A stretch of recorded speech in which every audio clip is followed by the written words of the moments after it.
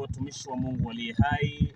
Hili ni kanisa letu la The Way of the Cross International Pentecostal Church au kanisa la Kipentekoste njia ya msalaba. Nadhani munaona kazi ambayo iko nafanyika hapa.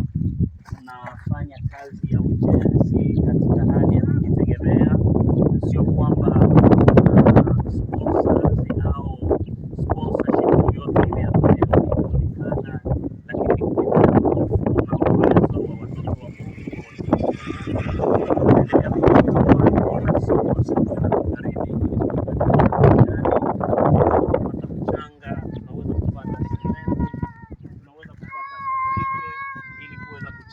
nyumba ya Mungu. Nadhani mnajua kujenga nyumba ya Mungu haviko vitu rahisi.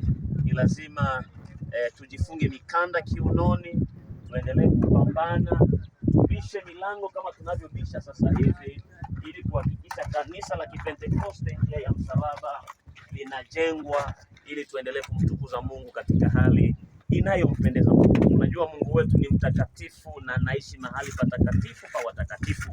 So tunapoendelea kumtukuza Mungu katika hali ambayo haipendezi wanadamu. Kwa hiyo tunaona ni vema tuende pamoja, tusimame na mama na baba na watoto na vijana, pamoja na wewe ambaye sasa hivi unapokea hii video, ili kuona namna gani tutamjengea Mungu hekalu njema. Hivi vyote vitatoka hivi, na tunategemea kwamba utapata kama njanja 100 mpendwa, utapata hata sake ya sima, utapata hata gari ya mchanga, ili kazi ya Mungu iende mbele. Kwa hiyo ubarikiwe sana mpendwa. Unapofuata video hii, unaweza kutupigia kwenye namba yetu ya simu ambayo itaandikwa pale kwenye screen, ili chochote utakachokipata iwe ni msaada wa kujenga.